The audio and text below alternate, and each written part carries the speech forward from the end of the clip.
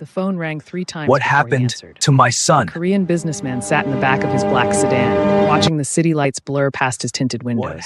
His driver knew better than to speak during these late-night drives. The silence was a language they both understood. "Sir." The voice on the other end was shaking.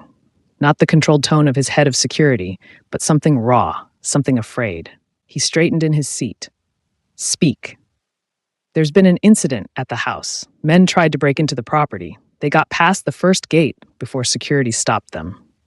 His jaw tightened. "My son." The pause that followed lasted 3 seconds. 3 seconds that felt like falling through ice. "Sir, the boy is safe, but the woman, the new maid, she... What about her? She was injured protecting your son. She pushed him out of harm's way when the intruders broke through the garden door first Nenny. She's being taken to Seoul Central Hospital now." The phone slipped slightly in his grip. The city lights stopped blurring. Everything stopped. "Which hospital?"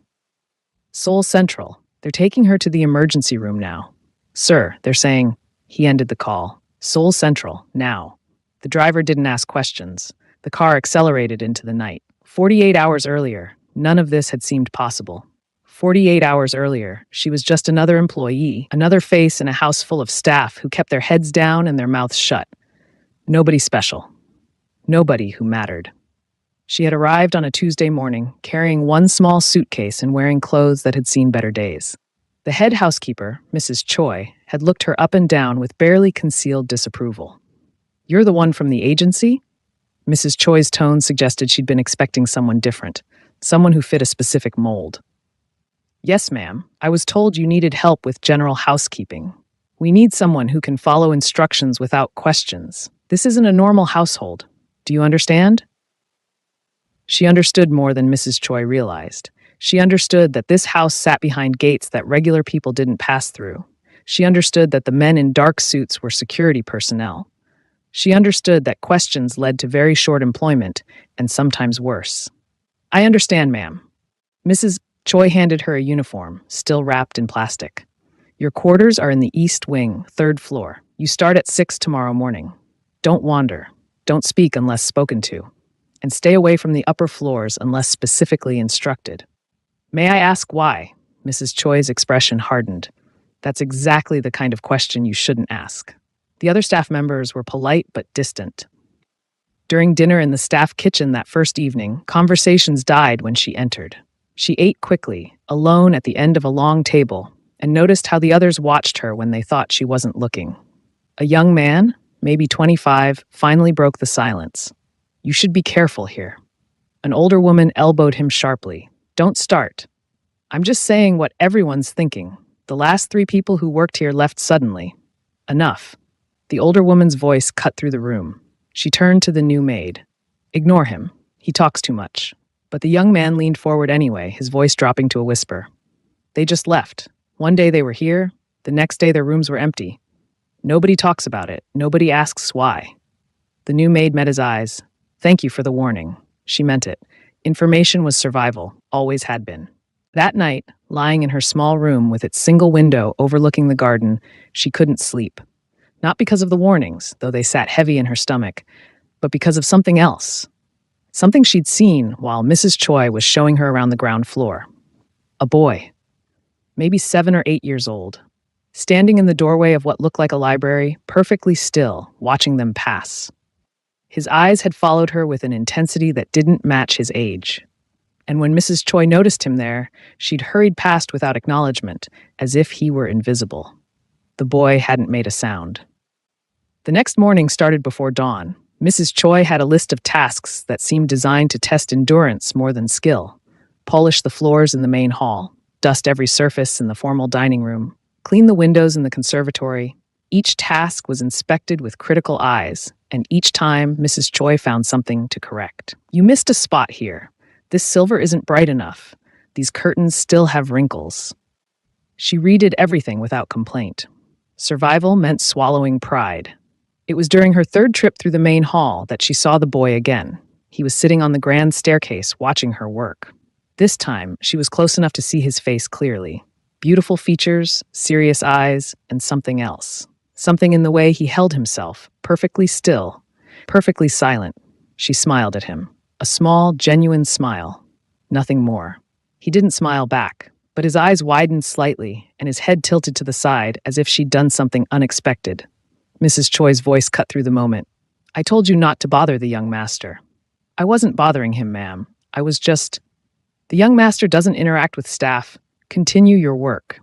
But as she returned to polishing the floors, she felt the boy's eyes still on her. And she understood something that Mrs. Choi's warnings hadn't prepared her for. The boy was deaf. She recognized it immediately. The way he watched mouths when people spoke near him. The way he stood perfectly still, relying on other senses. The way everyone avoided looking directly at him, as if his silence made them uncomfortable. She'd known another child like him once. A long time ago. A lifetime ago. That afternoon, while cleaning one of the sitting rooms, she encountered him again. This time, he wasn't just watching. He was standing directly in her path, blocking her way to the next room. She stopped, waited, gave him space to move if he wanted to. He didn't move. Instead, he pointed at her, then at the floor, then at himself. A question without words. She understood. Slowly, carefully, she set down her cleaning supplies. Then, with hands that remembered movements they hadn't made in years, she signed a single word. Friend. The reaction was immediate. The boy's eyes went wide. His mouth opened slightly. His hands came up, fingers forming shapes that she recognized, words that tumbled out faster than she could fully follow. You know, you understand? Nobody here understands. Nobody talks to me. Nobody. She held up one hand, gently, and signed back. Slow down. Yes, I understand. Yes, I can talk with you. He stopped. His whole body seemed to vibrate with contained energy. Then he signed, very carefully, very deliberately. What's your name? She fingerspelled it for him, letter by letter. He repeated it back, his small hands forming each letter with precision. Then he signed, I'm Ji-hoon. Do you have to leave now? Her heart softened at the hope in his face. The desperate hope that this connection, this unexpected bridge between his silent world and the speaking world around him wouldn't disappear. I have work to finish, but I'm not leaving. I work here now. His smile, when it came, transformed his entire face. It was the smile of a child who'd been waiting a very long time for someone to see him. Mrs. Choi says I'm not supposed to bother the staff. She says I make people uncomfortable. You don't make me uncomfortable. Why not? She paused, choosing her signs carefully. Because I once knew someone like you. Someone who taught me that silence doesn't mean empty. Sometimes silence is full of words that others can't hear. He studied her face for a long moment, then signed. Who was it? The person you knew. The question hit harder than she'd expected. Someone I lost. Someone I wish I could have helped more. Before he could ask more, footsteps echoed in the hallway. Heavy footsteps. The kind that made the boy's expression change immediately from open curiosity to guarded neutrality. A man appeared in the doorway. Tall, sharp-suited, with eyes that scanned the room with careful attention. His gaze landed on the boy first, then shifted to her, still kneeling on the floor with her hands frozen mid-sign. The temperature in the room seemed to drop. What's happening here? His voice was quiet, carefully controlled. She stood immediately, bowing her head. I was just cleaning, sir. The young master was... Was what? He stepped into the room. Bothering you? No, sir, not at all. His eyes narrowed. He looked at his son, then back at her, and something shifted in his expression. Confusion, maybe, or suspicion. You were using your hands. Why? She kept her voice steady. I was just communicating with the young master, sir. He seemed to want to ask something. Communicating. He repeated the word as if testing it for traps. You know sign language? Yes, sir. How? The question hung in the air between them. How did a housemaid from an agency know sign language? How did she happen to be the first person in this house who could speak to a child everyone else had written off as difficult to reach? She met his eyes directly. A calculated risk. I learned it a long time ago, sir, for personal reasons. He studied her for what felt like an eternity. She could feel him weighing her answer, measuring her words against whatever calculations ran through his mind. This was a man who built success on reading people, on knowing when they were lying, on sensing problems before they materialized. Finally, he spoke. My son doesn't need distractions. Yes, sir. She kept her voice neutral, professional, but inside, something cracked at the coldness in his tone. My son doesn't need distractions, as if connection was a distraction, as if his child's desperate loneliness was something to be managed rather than healed. The man turned to leave, then stopped. Without looking back, he said, if he seeks you out again, you may respond, but your work comes first. It wasn't permission. It was a test. She understood that immediately. Yes, sir. He left without another word. But Jihoon was still standing there, and when their eyes met, the boy signed something that made her chest tighten. That's my father. He's afraid of me. No, Jihoon. He's not afraid of you. Then why won't he look at me? Why won't he learn to talk to me? She had no answer that wouldn't hurt him more. So instead, she signed, sometimes grown-ups forget how to connect. They get so busy protecting people that they forget how to love them. He considered this, his young face far too serious. Then he signed, will you teach him to talk like this? I don't think your father wants to learn from someone like me. Why? Because you're staff? Because I'm not from here? Because I look different? Because I'm nobody important? Jihoon's hands moved with sudden fierceness. You're important to me. The simple declaration carried more weight than any speech. This child, isolated in his own home, surrounded by people who treated his disability like an embarrassment, had just claimed her as someone who mattered. She signed back carefully, then I'll be here for you. I promise. It was a promise she would keep, even when it cost everything. Over the next 2 days, a pattern emerged. Jihoon would find her during her work, and they would communicate in stolen moments. A conversation while she cleaned windows, a story shared while she polished silver. He was starving for connection, and she found herself drawn deeper into his world with each exchange. But others noticed. Mrs. Choi's disapproval grew more obvious. The young master has become attached to you. This is not appropriate. I'm just responding when he communicates with me, ma'am. His father gave permission. The master gives permission for many things he doesn't truly mean. Be careful. Getting too close to that child is dangerous. The warning should have been clear enough. But that afternoon, while working in the hallway outside Jihoon's room, she overheard something that changed everything. 2 men in suits, speaking in low voices. Security personnel, based on their bearing and the weapons barely concealed under their jackets. The weakness is obvious. Anyone who wants to hurt him goes through the kid. The boss knows. That's why the boy barely leaves his room, like a prisoner in his own house. Still a vulnerability. If I were planning something, that's where I'd strike. They moved on, unaware she'd heard every word, but the meaning was crystal clear. Jihoon wasn't just isolated because of his father's coldness. He was isolated because his existence made his father vulnerable. And in a world where power was everything, vulnerability was death.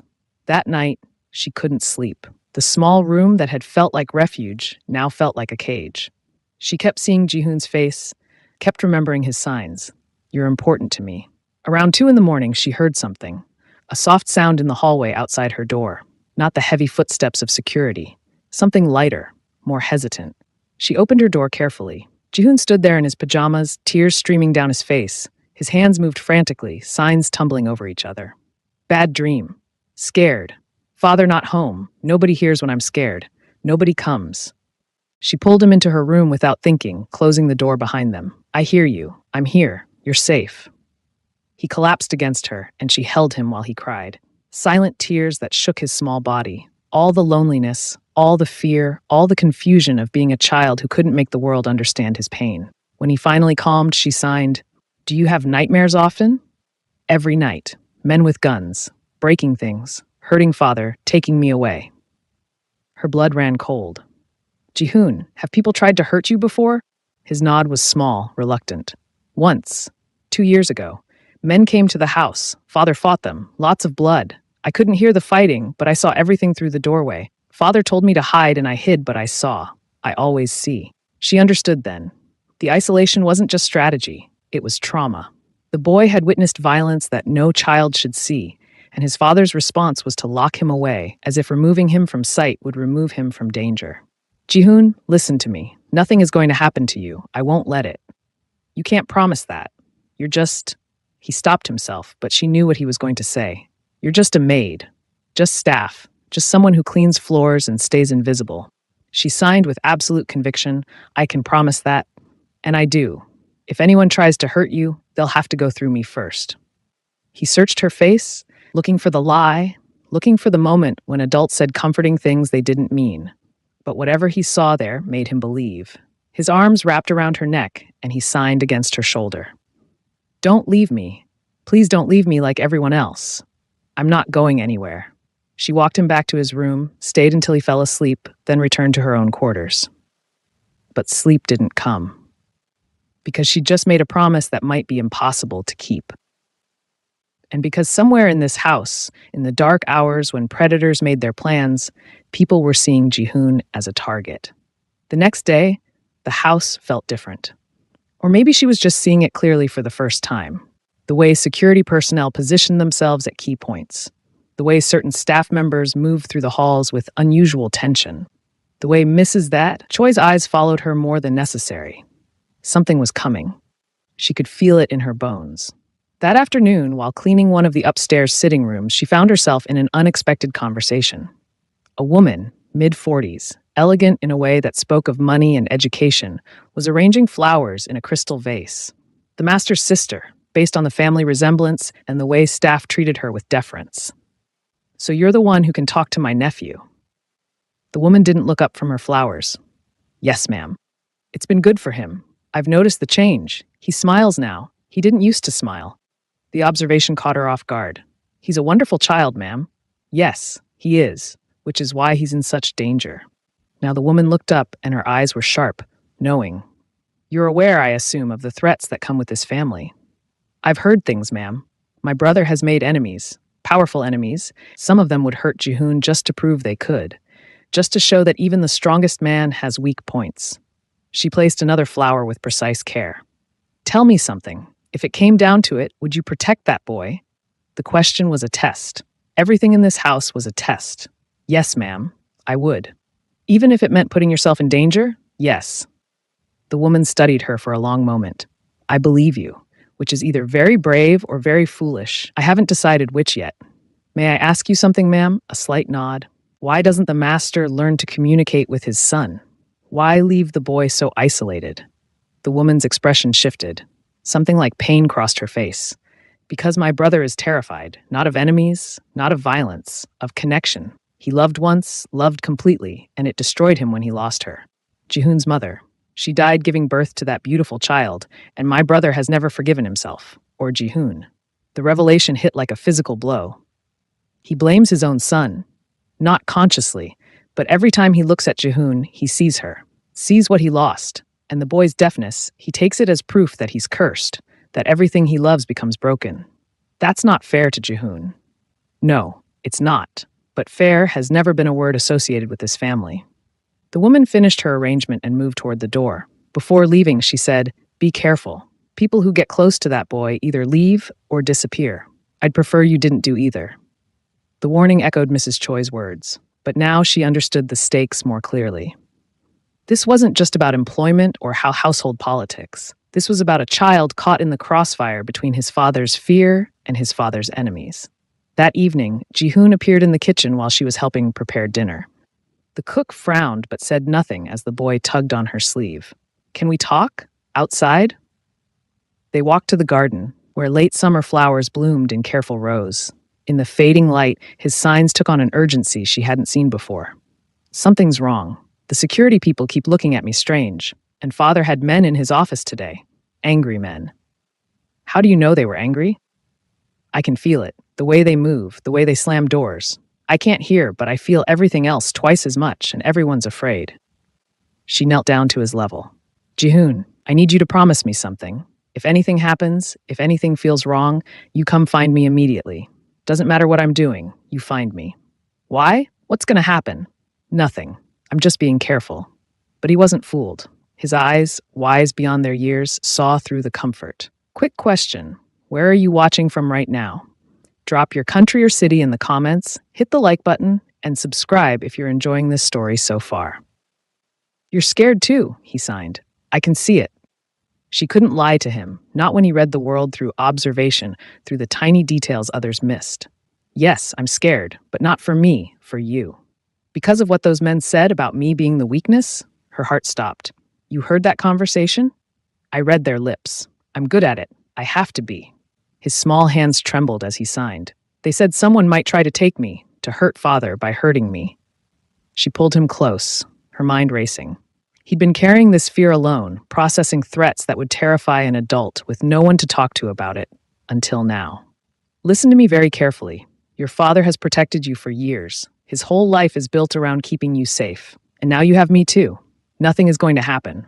But what if? No what ifs. We stay alert. We stay together when possible. And we trust that the people here know what they're doing. Even as she signed it, she wondered if that trust was misplaced, because the uncomfortable truth was settling into her bones like winter cold. Security could be breached, guards could be bought, and a child, even in a fortress, was never truly safe when powerful people wanted to send a message. They returned to the house as darkness fell completely. But Jihoon held her hand the entire way, something he'd never done before. The gesture spoke louder than any signs. He was terrified, and she was the only anchor he had. That night, she didn't sleep at all. She sat by her window, watching the garden below, watching shadows move across the grounds. Security patrols, probably. Normal activity. But everything felt wrong. The air itself seemed to be holding its breath. At midnight, her door opened without warning. She spun around, heart hammering, to find the master standing in her doorway. He looked exhausted, his expensive suit rumpled, his eyes carrying a weight she hadn't seen before. "Sir, He held up one hand. "My son came to my office tonight. First time in 6 months he's sought me out voluntarily. Do you know what he did?" She shook her head, afraid to speak. "He wrote me a note, in English, because he knows I can read that, but I can't understand his hands." The man's voice cracked slightly. He wrote, "Please don't send her away. She's the only one who talks to me. I'll be good. I promise I'll be good. Just let her stay." The words hit her like a punch. Jihoon thought his father was going to fire her, thought he was going to lose another connection, another person who made his world less lonely. "Sir, I would never do anything to." "I know." He stepped into the room, closing the door behind him. Up close, she could see the lines of stress etched into his face. "I know because I've been watching. Because in this house, everyone is watched. And what I've seen is my son smiling for the first time in years, laughing, acting like a child instead of a ghost." He moved to the window, staring out at the same view she'd been monitoring. "His aunt told me about your conversation, about what you said regarding fairness. I apologize if I overstepped. You spoke truth. I've been hiding from my son because looking at him hurts, because he reminds me of everything I've lost, and in doing so, I've made him lose too. Lose childhood, lose joy, lose any sense of being wanted." The vulnerability in his voice was startling. This man, who commanded fear and respect in equal measure, was breaking open in front of a maid he barely knew. "Your son is brilliant, sir. Kind, brave. He just needs someone to see him. And you see him. Yes." He turned to face her fully. "There are threats, real threats, against this family, against him specifically. My enemies know that hurting him is the fastest way to destroy me, and they're right. If anything happened to that boy." He stopped, unable to finish the sentence. She waited, letting him gather himself. "I need to ask you something, and I need absolute honesty. Can you provide that?" "Yes, sir." "If a situation arose where my son was in danger, would you protect him? Would you put his safety above your own?" The question hung between them like a blade. This wasn't theoretical anymore. This was a father preparing for a worst-case scenario, trying to ensure his child had every possible layer of protection. She met his eyes directly. "Without hesitation, sir. Without question. Even though you owe this family nothing, I made him a promise. I don't break promises to children." Something shifted in his expression. Respect, maybe, or recognition of a kindred spirit who understood the weight of protection. "There's a situation developing. Business matters that could become volatile. For the next few days, I need you to stay close to Jihoon, not as a maid, as his companion, his guardian when I cannot be." "Sir, surely trained security would be more appropriate. Security can be compromised, money talks, and my enemies have plenty of it. But you," he paused, choosing words carefully, "you he trusts, and trust is worth more than training in situations like this." She understood what he wasn't saying. If someone inside the house was bought, if the threat came from within, Jihoon needed someone whose loyalty wasn't for sale. Someone who protected him because they cared, not because they were paid. "I'll keep him safe, sir. I promise you that." He nodded once, then moved toward the door. Before leaving, he said something that made her breath catch. "My sister told me about your past, about the child you lost. I'm sorry, and I'm grateful that loss made you capable of loving mine." Then he was gone, leaving her alone with the crushing responsibility of what she'd just agreed to. The next morning started with false normalcy, breakfast, cleaning schedules, Mrs. Choi's assignments, But underneath the routine, tension crackled like electricity before a storm. Jihoon found her in the library, where she was supposed to be dusting shelves, but was actually memorizing exit routes and potential defensive positions. "Father said you're going to stay with me today." "Like a bodyguard?" She signed back with a smile. "Like a friend who happens to be very protective." "What's happening? Why is everyone acting strange?" "Your father has important business. He just wants to be extra careful." "You're lying. You're bad at lying. Your face does this thing." He scrunched up his features in exaggerated concern, mocking her expression. Despite everything, she laughed. "Okay, you caught me. Yes, there's some tension, but that's exactly why I'm here, to make sure nothing interrupts your day. Can we at least do something fun? If the world might end, I want to enjoy it first." His dark humor surprised her. But children who lived with constant threat developed coping mechanisms that seemed inappropriate to outsiders. Gallows humor was survival. "What did you have in mind? Teach me something. Not school stuff. Something real. Something about you." They spent the morning in his room, which was larger than her entire childhood home had been. She taught him about her hometown, about the place she'd come from, about the life she'd lived before this mansion, and its dangerous luxuries. He was fascinated by stories of normalcy, of neighborhoods where children played in streets without security details, of schools where kids argued and laughed and existed without fear. "Do you miss it?" he signed. "That life? Sometimes. But I'm here now, and here's where I'm needed." "Why do you care so much? About me, I mean. You could just do your job and leave me alone like everyone else." The question deserved honesty, because once, a long time ago, I knew a child who needed someone to see him, to really see him, not just look past him. And I was young and didn't understand how to help. By the time I learned, it was too late. He was gone. What happened to him? He got sick, the kind of sick that medicine couldn't fix. And he died alone because the people who should have loved him were too busy or too scared or too selfish to sit with him at the end. Jihoon's eyes filled with tears. "That's the saddest thing I've ever heard." "It is, which is why I promised myself that if I ever had another chance to be there for a child who needed someone, I wouldn't fail again." He threw his arms around her neck. "I'm glad you failed before, because it brought you here. To me. Is that selfish?" "No, sweetheart. That's human." They were still hugging when the first sound of breaking glass echoed from somewhere below. She pulled back instantly, every nerve suddenly alert. Jihoon's eyes widened in question, unable to hear what she'd heard. She signed rapidly. "Stay behind me. Don't make a sound. Something's wrong." More sounds. Shouting. The sharp crack that might have been gunfire or might have been doors slamming. From Jihoon's room on the second floor, it was impossible to tell. She moved to the door, locked it, then pushed a heavy dresser against it. Not enough to stop determined intruders, but enough to slow them down. By precious seconds. Jihoon's hands shook as he signed. "Is it happening? What I dreamed about? I don't know yet, but we're going to be smart. We're going to stay calm." Her phone buzzed, a text from an unknown number. "Get the boy to the safe room. East wing, behind the painting, code 1992, now." It had to be from the master, or his sister, or security. But in the chaos, who could she trust? Another crash, closer this time. Definitely on the second floor now. Jihoon grabbed her arm, his face pale with terror. She pulled him close, thinking rapidly. The safe room was 3 hallways away. They'd be exposed, vulnerable. But staying here meant being trapped. The decision made itself. She grabbed his hand. "We're going to move fast. Stay with me. Don't let go." She pulled the dresser away, opened the door carefully, and peered into the hallway. Empty. But the sounds of chaos grew louder, men's voices shouting orders. The heavy footsteps of people who didn't care about being heard. They ran. Pause for just 2 seconds. Comment where you're watching from, smash the like button, and subscribe, because this story is about to get interesting. The hallway seemed endless. Every shadow looked like a threat. Every corner could hide danger. Jihoon's hand squeezed hers so tightly her fingers went numb, but she didn't let go. She would never let go. They turned into the east wing corridor, 20 more feet to the painting. 15. 10. Behind them, a door crashed open.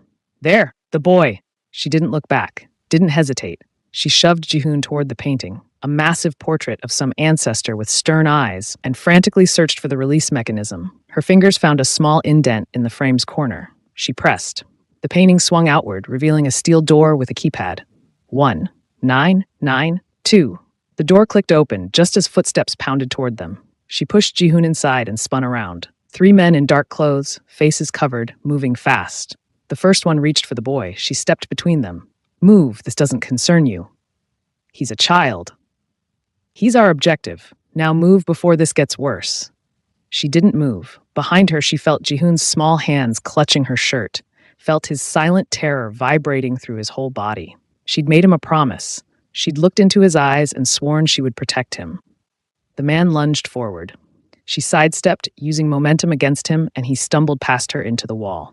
Basic defense training from a life she rarely spoke about. Muscle memory that hadn't faded even after years of disuse. The second man wasn't as easily fooled. He grabbed her arm, twisted hard. Pain shot through her shoulder, but she used it, rolled with the motion, broke his grip. Her elbow connected with his chest, and he grunted, stepping back. But the third man was already moving past her toward Jihoon. She threw herself backward, her body becoming a shield between the intruder and the child. Close the door. She signed frantically to Jihoon. Lock yourself in. Not without you. Do it now. The man grabbed her shoulders, trying to push her aside. She planted her feet, refusing to budge. Every second she held them here was another second for security to arrive, another second for Jihoon to seal himself safely away. You're making a mistake, the man hissed. No, you are. She went completely limp suddenly, dropping all her weight. The unexpected shift made him stumble. In that split second, she twisted free and shoved Jihoon hard through the safe room door. Lock it, she mouthed desperately. Their eyes met, his face was streaming with tears, his hands moved in frantic signs. I won't leave you. You promised to trust me. Trust me now. Lock the door. Time seemed to stop. The world narrowed to just his face, his terror, his love. Then, with a sob she couldn't hear but could feel in her soul, Jihoon pulled the door closed. The lock engaged with a heavy metallic sound. She turned back to face the three men, her body trembling but her resolve absolute. At least he was safe. Whatever happened now, at least he was safe. The first man had recovered. He approached with cold purpose. That was a mistake. Maybe. But he's locked in. You can't get to him now. No, but you just made this personal. He reached into his jacket. Her heart stopped. She knew what was coming. Knew there was no escape now. But Jihoon was safe. That was all that mattered. The weapon appeared. Small, dark, pointed directly at her. Time slowed to a crawl. She thought about Jihoon behind that door, probably watching through whatever security cameras the safe room contained. She thought about the promise she'd kept. She thought about the other child, the one she'd failed, and how different this ending was. She closed her eyes. The first impact hit her shoulder. The force spun her around and she crashed against the wall. Fire exploded through her body. Her legs buckled. The second impact hit her chest, just below her collarbone. Her body went numb. She couldn't feel her legs anymore. Couldn't feel anything except the cold spreading from her center outward. The third impact hit her side as she collapsed to the floor. Pain beyond description, beyond thought, beyond everything except the single awareness that she was falling and couldn't stop. The expensive carpet rushed up to meet her. She landed hard, her vision already blurring at the edges. Somewhere far away, she heard voices, angry voices, frustrated voices. The door's locked down, we can't get through. Boss said it had to be tonight. Security's coming, we need to leave, now. Footsteps, running, fading, then silence. She lay there, unable to move, staring at the sealed door that protected the child she'd promised to save. Her breathing came in short, painful gasps. Each breath was harder than the last. The cold was spreading faster now. Her fingers, her arms, her chest. But he was safe. That thought circled through her fading consciousness like a prayer. He was safe. She'd kept her promise. Finally, after all these years, after failing once before, she'd kept her promise to a child who needed her. The world started to fade. Sounds became distant. She heard shouting, more footsteps, but couldn't tell if they were friendly or hostile. Didn't matter anymore. The last thing she saw before darkness took her was the safe room door, solid and impenetrable, with a child behind it who would live to see tomorrow. Then nothing. Consciousness returned in fragments, pain first. Overwhelming, all-consuming pain that made her want to sink back into darkness. Then sound. Machines beeping frantically. Voices shouting orders that blurred together into meaningless noise. Pressure's dropping. We're losing her. I need 2 units immediately. Her lungs collapsed. We need to move faster. Hands on her body, moving her, pressing on her wounds. The pain intensified until she tried to scream, but no sound came out. Just a weak gasp that barely registered. Bright lights above, too bright, blinding. The ceiling tiles blurred past as they rushed her somewhere. She tried to focus, tried to remember why fighting mattered, but the pain kept pulling her back down into darkness. A face appeared in her fading memory. Small, serious, hands forming shapes she recognized. You're important to me. Fight. She had to fight, had to stay, had to know he was really safe. But her body was betraying her. The pain was fading now, replaced by a cold that started in her fingers and spread inward like ice through her veins. So cold, so tired. It would be so easy to just let go. She's crashing. Get the defibrillator. Clear. Electricity shot through her body. Her back arched off the table. Once. The cold receded slightly. Twice. Her heart stuttered, trying to remember its rhythm. 3 times. The steady beep of the monitor became a flatline scream. Again. We're not losing her. Again. More electricity, more pain breaking through the cold fog, and then somehow, impossibly, the beep returned. Weak, irregular, fighting. But there. I've got a pulse. It's weak, but it's there. Get her to surgery immediately. We might still have a chance. A chance. The word followed her down into medicated darkness. Just a chance. That was all anyone ever needed. Just a chance to keep breathing, to see tomorrow, to know that somewhere a small boy was safe and whole and not alone. Time lost all meaning in the darkness. Sometimes she surfaced briefly, aware of voices and movement and hands working on her body. Then darkness would pull her back down, over and over, a cycle of pain and unconsciousness that seemed to have no end. But somewhere in that darkness, she heard a voice, young, desperate, broken. Please wake up, please, you promised. You promised you wouldn't leave. Ji-hoon, his voice cut through the fog like a lighthouse beam through storm clouds. He was there. He was safe, and he was begging her to come back. She tried to move, tried to open her eyes, tried to sign that she heard him, that she was fighting, that she wasn't giving up. But her body wouldn't respond, wouldn't obey. She was trapped in darkness, aware but unable to reach the light. The doctors say you're strong. They say you're fighting. Please keep fighting. Father's here too. He's learning to talk to me. Really talk to me. Like you do, but it won't mean anything if you're not here to see it. The words wrapped around her like a lifeline, pulled her toward consciousness, toward light, toward the world she'd almost left behind. More time passed. Impossible to measure. Could have been hours, could have been days. But slowly, gradually, the darkness began to recede. The pain returned, sharp and immediate, but pain meant alive. Pain meant fighting. Pain meant winning. Her eyes opened to slits. Everything was blurry. Too bright, but she could see shapes. Movement. A small figure sitting in a chair beside her bed. Ji-hoon. His head was down, resting on the edge of her bed, his small hand wrapped around hers. Even in sleep, he held on, refused to let go. Just as she'd refused to let go of him in that hallway, she tried to move her fingers, just a small squeeze, the smallest indication that she was there, that she was aware that she'd come back. His head shot up immediately. His eyes went wide. Then tears started streaming down his face as his hands moved in rapid, frantic signs. You're awake. You're really awake. I was so scared. I watched everything on the camera. I saw them hurt you. I saw you fall and you weren't moving, and there was so much. His hands faltered. I thought you were gone. I thought I'd lost you. She tried to sign back, but her arms wouldn't cooperate. Too weak, too damaged. So she did the only thing she could. She blinked. Once for yes, twice for no. A code they'd established during one of their conversations. He understood immediately. Can you hear me? 1 blink. Does it hurt? 1 blink. Are you going to be okay? She paused. Then, with effort that cost everything, 1 slow blink. He collapsed against the bed, his body shaking with sobs. Relief, terror, joy, grief, all mixed together in the overwhelming emotion of a child who'd nearly lost someone precious. The door opened, heavy footsteps. She knew without seeing who it was. The master, Ji-hoon's father, the man whose son she'd saved. He appeared in her limited field of vision, and the transformation in his face shocked her more than the pain radiating through her body. This wasn't the cold, distant man she'd met days ago. This was someone broken open, vulnerable, human. You're awake. His voice was rough, raw, like he'd been screaming or crying or both. The doctor said it might take days, or that you might not. He stopped, composed himself. You've been unconscious for 18 hours. 3 significant injuries, 1 collapsed lung, severe trauma. You died twice on the operating table. If you're still watching, you're a real one. Comment where you're watching from, like this video, and subscribe to the channel for more intense stories like this.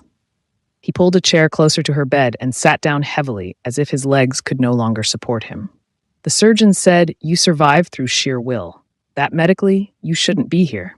But somehow, you fought your way back." Jihoon signed something to his father.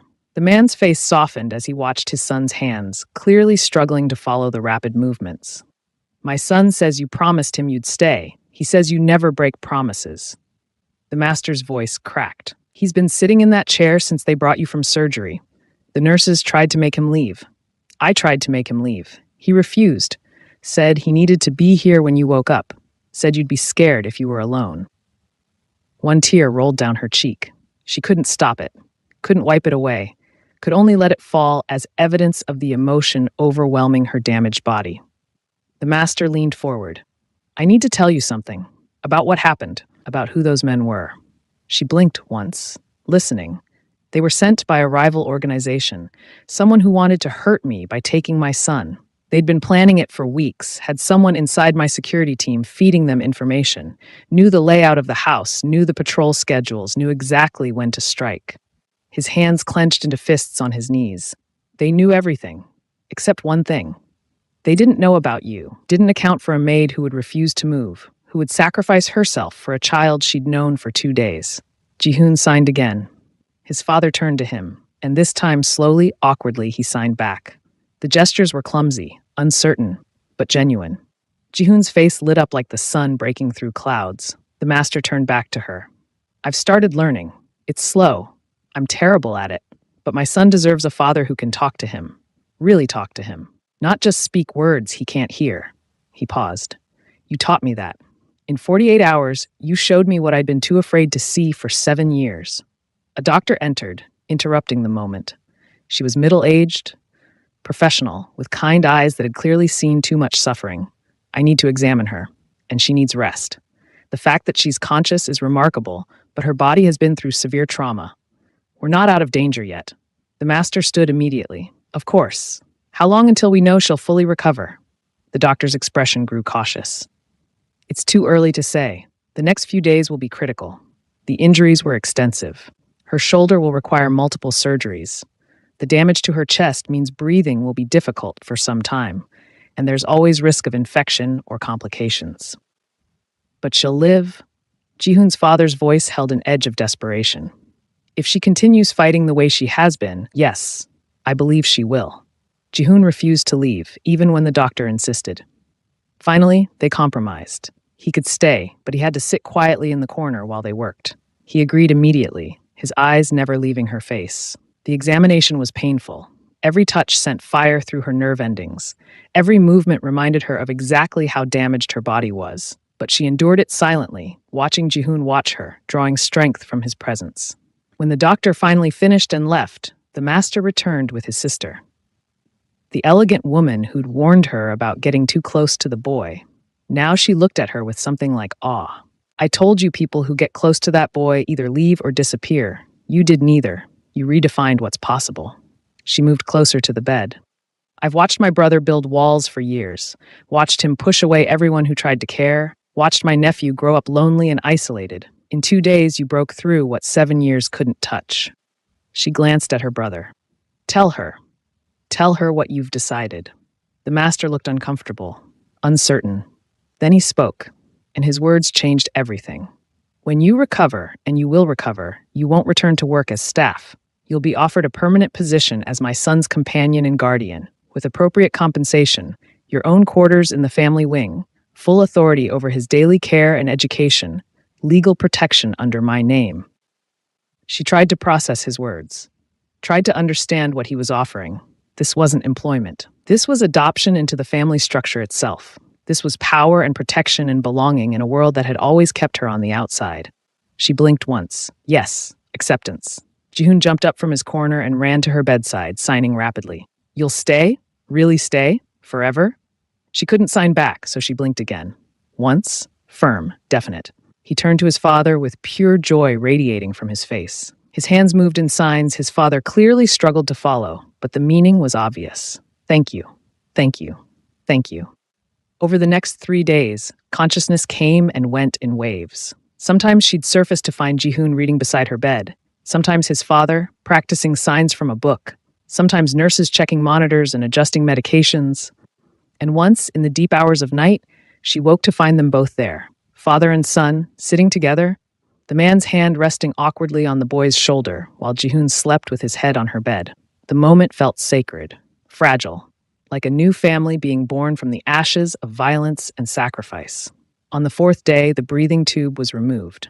The first words she spoke, rough and painful, were to Jihoon. "I'm here. I kept my promise." His tears soaked through her hospital gown as he clung to her, careful not to hurt her injuries, but desperate for connection. For proof that she was real and staying and wouldn't disappear like everyone else. "I saw everything," he signed when he finally pulled back. "On the security monitor. I saw them come at you. I saw you fight. I saw you fall and I couldn't do anything. I was safe and you were hurt and it was my fault."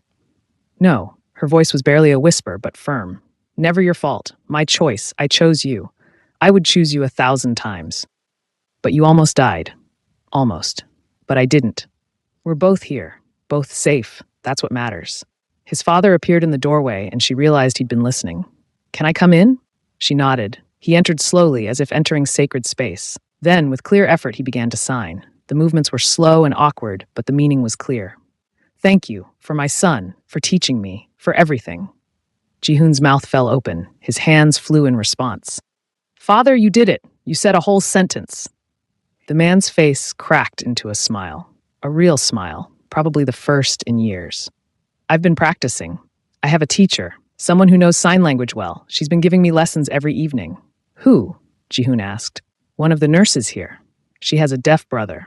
When I told her I wanted to learn to communicate with my son, she volunteered immediately." Over the next week, a pattern emerged. Mornings were for physical therapy, painful sessions where she relearned how to move her damaged body. Jihoon would sit nearby, encouraging her with signs. Afternoons were for rest, with Jihoon reading to her or telling her about his day. Evenings were for the three of them together, with the master practicing his signs and Jihoon glowing with happiness at his father's efforts. The house staff came to visit. Mrs. Choi, who'd been so cold before, arrived with tears streaming down her face. "I was wrong about you. So wrong. I thought you were just another person passing through. I didn't see what you really were." "What's that?" she asked. "A guardian angel. That's what everyone's calling you now. The woman who took 3 bullets for the young master, who fought trained men with her bare hands, who kept her promise even when it cost everything." The young man who'd warned her on her first night came too. "You should have left like I said, but I'm glad you didn't. I've never seen the young master smile so much, or the master actually look at his son like he loves him." But the most unexpected visitor came on the 10th day. A woman in an expensive suit, carrying a leather briefcase. She introduced herself as the family's lawyer. "I've been instructed to draw up papers, making you legal guardian of Jihoon, with equal custody rights to his father. It's unusual, but my client insists. He says his son needs you, and after what you did, he trusts you more than anyone else in the world." She looked at the master, who stood near the window. "You're serious about this?" "Completely. My son deserves 2 parents who love him. I'm trying to learn how to be one. You already are the other. I'm not his mother. No, but you're something just as important. You're the person who chose him, who protected him, who sees him as valuable and worthy and perfect exactly as he is."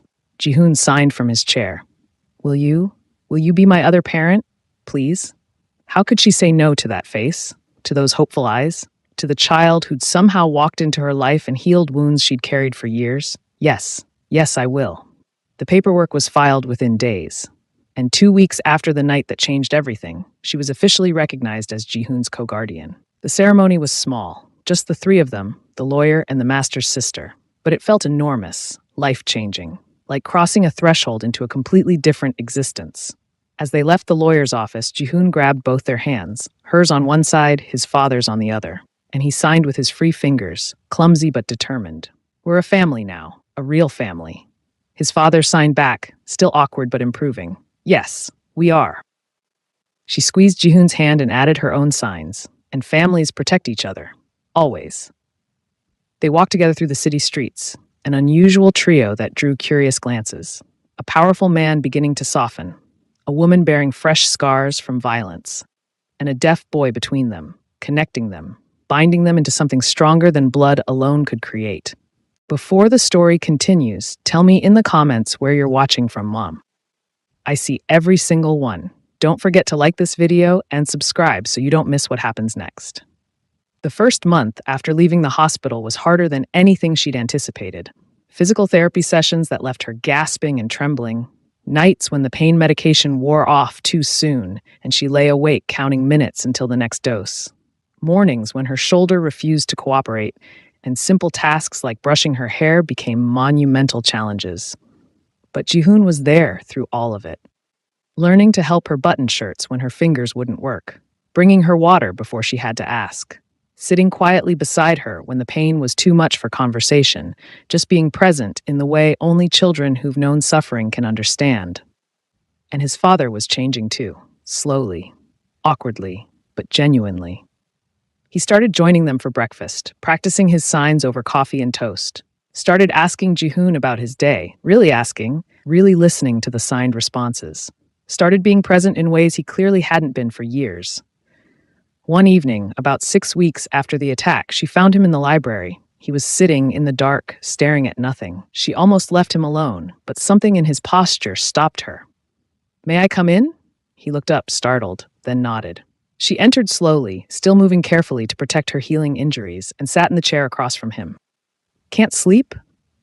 she asked. "I keep seeing it. That night, the security footage, I've watched it 17 times. His voice was hollow. "I watch you step between those men and my son. Watch you fight them. Watch you push him to safety. Watch you." He stopped, swallowed hard. "Watch you fall. Why do you keep watching?" "Because I need to remember. Need to burn it into my memory. What real love looks like, what sacrifice means, what I was too broken to give my own son." She let the silence sit between them for a moment, then spoke carefully. "You're not broken, you're hurt. There's a difference." "Is there?" "I pushed away the only person I had left, made my son feel like a burden, like his existence was something to hide and manage rather than celebrate. But you're changing. Jihoon sees it. I see it. That counts for something." He leaned forward, elbows on his knees, hands clasped. "His mother died giving birth to him? Did my sister tell you that?" "Yes. What she didn't tell you is that it was my fault. We were being targeted even then. I knew it. Knew I was bringing a child into danger, but I was arrogant. Thought I could protect everyone. Thought my power was enough." His voice cracked. "She went into labor early, stress from the threats, complications I'd caused, and she died bringing my son into a world I'd made too dangerous for him. That's not. And then he was born deaf. The doctors said it was genetic, random chance, but I saw it as punishment, proof that everything I touched became broken. So I pulled away, hired people to care for him, built walls, told myself it was protection when really it was cowardice." She chose her next words carefully. "Jihoon doesn't need you to be perfect. He needs you to be present, to try. You're doing that now. That's what matters. Because you showed me how. A stranger who walked into my house and immediately saw what I'd been blind to for 7 years. My son wasn't the broken one. I was. You're both healing now. That's what I see." He looked at her then, really looked at her with an intensity that made her breath catch. "Why did you do it? Really? You'd known him 2 days. You owed us nothing. You could have moved aside, let them take him, walked away alive." She'd known this question was coming eventually. Had been preparing her answer since she woke up in the hospital. But now, sitting in the dark library with this man who just bared his soul, the rehearsed words disappeared. "I had a son once." The words came out barely above a whisper. "Not legally, but in every way that mattered. My sister's boy. She died when he was 3. Cancer. Fast and brutal. And I became his guardian." The master went very still, listening. He was deaf too, born that way, and beautiful and funny and so full of life. I learned sign language for him, built my world around him, loved him with everything I had. She paused, gathering strength. When he was 5, I made a mistake. Just one. Left him with a neighbor for an hour while I worked. The neighbor didn't know sign language, didn't understand his needs, and he had an allergic reaction to something he ate. Couldn't tell anyone what was wrong. By the time I got there, by the time they got him to the hospital, it was too late. Tears ran down her face now. She didn't try to stop them. He died because I wasn't there, because I chose work over vigilance, because I failed to protect him when he needed me most. That wasn't your fault. Maybe not, but it felt like it. Still feels like it. And I promised myself that if I ever had another chance to protect a child who needed someone to see them, to really see them, I wouldn't fail again. She met his eyes. Jihoon needed someone, and I'd rather die than fail another child who needed me. The silence that followed was profound. Then the master stood, crossed to her chair, and did something completely unexpected. He knelt beside it, took her hand gently, and spoke in a voice thick with emotion. I'm sorry for your loss, for your pain, and I'm grateful beyond words that your tragedy brought you to my son. To us, you turned your grief into protection, your failure into purpose. That's not weakness, that's the strongest thing I've ever witnessed. She squeezed his hand, unable to speak past the lump in her throat. We're both broken people, he continued, both carrying guilt and grief. But maybe that's why we can help each other heal. Help Jihoon grow up knowing he's loved and valued and safe. Maybe, she whispered. Maybe that's exactly why. They sat together in the dark library for a long time after that, not speaking, just being present. Two wounded people finding unexpected companionship in shared pain and shared purpose. The next morning, everything felt different, lighter somehow. As if speaking their truths out loud had released some pressure that had been building for years. Jihoon noticed immediately at breakfast. He looked between them with sharp, observant eyes, then signed. Something changed. You both look different. His father signed back, still slowly but with growing confidence. We talked about hard things, about the past. Good hard or bad hard. Good hard, the kind that helps you heal. Jihoon considered this, then signed to her. Did you tell him about your son, the one you lost? She blinked in surprise. How did you know about that? You talk in your sleep sometimes. When you were really sick in the hospital, you said his name, called for him. His small face was serious. I didn't mean to hear, but I did, and I understood. What did you understand? That you loved someone like me before, that you lost him, that it hurt you so much you thought you'd never be happy again. He paused, but then you found me, and maybe I found you, and maybe we both get a second chance. The simple wisdom of it broke something open in her chest. This child, who'd lived with loneliness and isolation, understood loss in ways most adults never would. Understood that love could hurt and heal in equal measure. Yes, she signed, a second chance for both of us. His father watched them with wonder in his eyes. My son is wiser than I ever gave him credit for. He's had to be, she replied. Children who grow up different learn to see things others miss. Over the following weeks, their unconventional family found its rhythm. Mornings were for lessons, with her teaching Jihoon literature and history while his father worked. Afternoons were for physical therapy and recovery. Evenings were sacred time when all three of them gathered, practicing signs, sharing meals, building connections that had never existed before. The house staff adjusted to the new reality. Mrs. Choi became an unexpected ally, running interference when business associates came calling during family time. The young man who'd warned her that first night started teaching Jihoon chess. Even the security team, upgraded and thoroughly vetted after the breach, treated her with respect bordering on reverence. You're the woman who took 3 bullets for the young master. One guard explained when she questioned their deference. That earns respect in any world. But the most meaningful change was watching the relationship between father and son transform. 3 months after the attack, she walked past Jihoon's room and found them sitting together on the floor, the master's large hands forming signs while Jihoon giggled at his father's mistakes. No, father, that sign means elephant. You just told me you wanted to eat an elephant for dinner. The master laughed, actually laughed, and tried again. How about now? Better. You said pasta, much more reasonable. She backed away quietly, not wanting to interrupt.